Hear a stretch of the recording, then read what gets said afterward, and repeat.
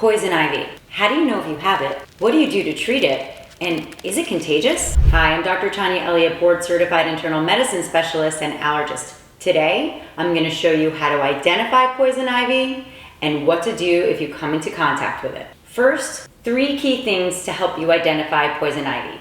Number 1, leaf shape. Poison ivy typically has 3 pointed leaves. Remember the saying, leaves of 3? Let it be. Color changes. The leaves can vary in color, anything from a green in the spring and summer months to a reddish color in the fall. And the appearance of the plant. It usually grows in either shrubs or vines and will often have whitish green berries growing from it. So what you're really here for, what to do if you come into contact with poison ivy. If you're enjoying this video, go ahead and click that subscribe button. All right, now let's get back to the video. Fun fact for you, about 15% of the population does not react to poison ivy. However, the remaining 85% of us do. So what actually is a reaction from poison ivy? The truth is, you're not reacting to the plant, you're reacting to a chemical present in the plant's sap called urushiol. Interestingly, this sap cross-reacts with the skin of a mango peel. So oftentimes people who have bad reactions to poison ivy also get rashes on their mouth anytime the sap from a mango peel comes into contact with their skin. If you think you've been exposed to poison ivy or you're seeing a plant, take out your iPhone, snap a picture of it, and your iPhone can detect what type of plant it is. Now, it's not just poison ivy that you need to be concerned about. There's also poison oak and poison sumac. Now let's get back to it. What symptoms do people experience from poison ivy?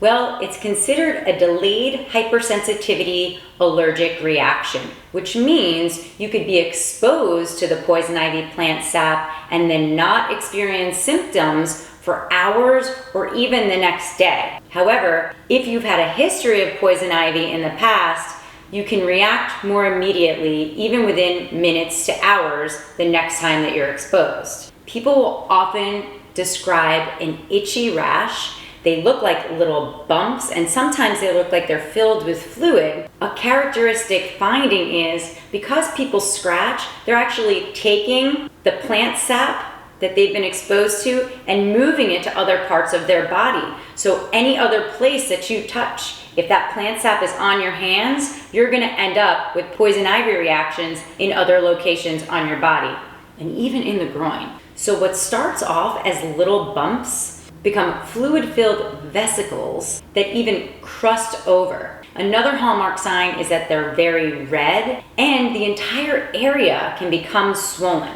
Now, treatment. If you suspect that you've come into contact with poison ivy, here's what you need to do right away. Number 1, wash off the area immediately. Number 2, wash off your hands. And number 3, take off your clothes and throw them in the laundry machine.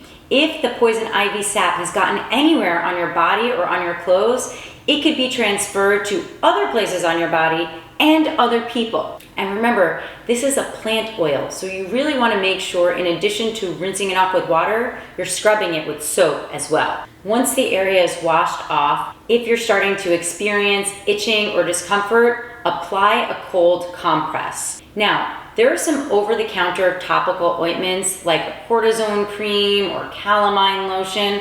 However, if the rash looks like it is spreading to other parts of the body, if you're developing swelling or pain, you want to make sure you seek medical attention. Oral antihistamines really aren't going to help with the itch from poison ivy. What you really need in severe cases is oral steroids, which are available by prescription.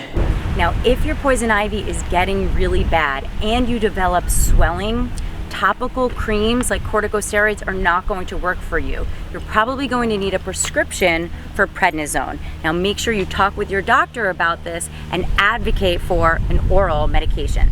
Now, listen up.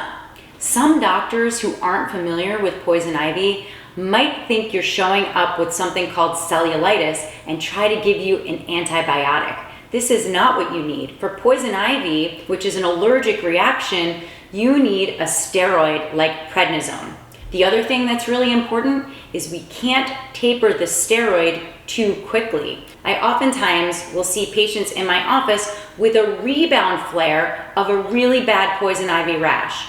Why? Because they received a prescription for something called a Medrol dose pack. What is that? That's a steroid prescription that tapers down very quickly. So you start off at a very high dose and you start to feel better, but then you take fewer and fewer tablets each day over a 5-day period. And then what happens is the allergic reaction has not had enough time to completely resolve, and it comes right back with a vengeance. So you want to be your own best advocate, and if you're placed on a course of steroids, say no thanks to the Medrol dose pack. Instead, stay on 40 milligrams of prednisone a day, anywhere from 5 to 7 days. That should do the trick, and you don't need to taper off of steroids if you're on them for a short period of time. But remember, you want to make sure that you're on the effective dose to address that allergic reaction. Last step for treatment, avoid scratching the area.